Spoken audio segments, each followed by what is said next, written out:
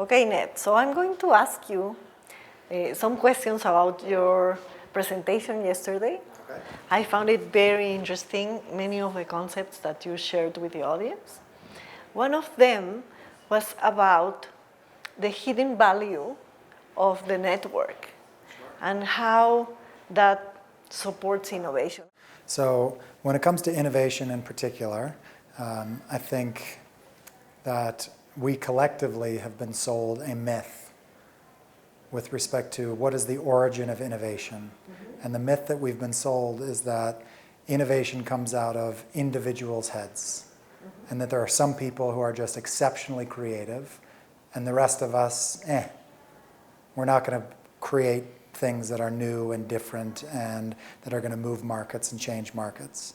And in fact, I was just talking to a class a little bit ago, and I said the example of if you were to get on Amazon or any online book retailer and look for books on creativity and innovation, mm-hmm. the vast majority of them will be about individual innovators, right? Very few of them will be about teams and groups and organizations. Mm-hmm. And when you get down into the research of it, where does creativity and innovation really come from? Very seldom does it come from the individual innovator. Instead, it might get associated with the individual, but invariably there's a team around that person. And importantly, there's a team of diverse people around that person. Diverse people, I mean here not demographically per se, but diverse in the sense of people with different types of information, with different types of knowledge, with access to different types of resources. And then what the team is able to do, or the collective is able to do, is recombine those bits of information, those bits of knowledge, those bits of resources into something that's never been seen before. And I would like to ask you also about social networks and the role of social networks in this capacity building of networks that are connected inside and outside the organization.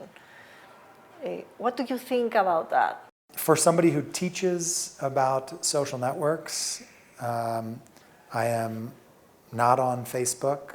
Mm-hmm. I think I've tweeted 3 times in my life. I'm not on Instagram. I'm the last person to ask about what's good about and useful about social networks. And that's because online social networks they have a lot of similarities as real people social networks. But when we talk about managing human systems, so much of it is about what is the nature of the connection between the humans themselves. Are they friends? Are they enemies? Are they competitors? How often do they spend time together?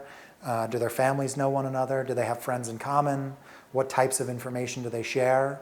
Right? There's these nuances and deep level variance in what kind of connection we have that's important for predicting things like what's the nature of our exchange, how much information is going to flow, which when we look at online social networks, the connection is oftentimes very shallow.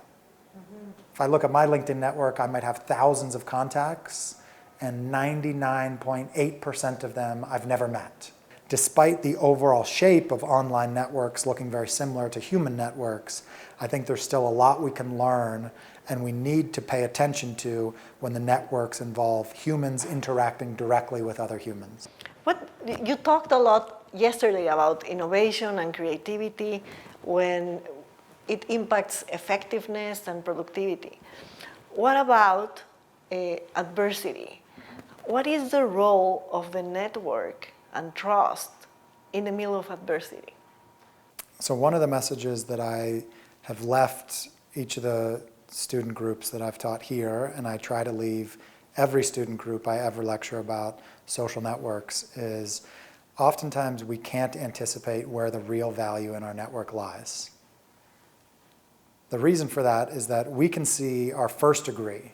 I know who my friends are. I know who I'm connected to. But very seldom can I see who they're connected to, right?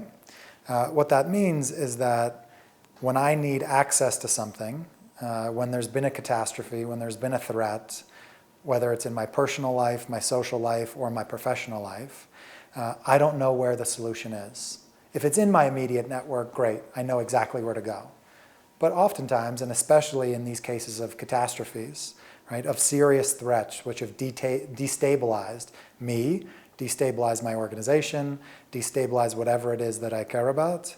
The solution might be out there. Somebody has the solution to the problem I have, but the chance that I'm directly connected to that person is pretty slim. Now, the great thing about social networks is the whole phrase 6 degrees of separation, right? We've heard it. In fact, it was first tested in the 1950s. The 6 degrees of separation is that any two people on the planet, and at this point, in the age of social media and digital media, the number is now down to about 4.5. The idea is that any two people on the planet are connected via 4.5 degrees of separation, right? What that means is, in a moment of threat, I need access to something, some kind of solution, right? Maybe it's medical.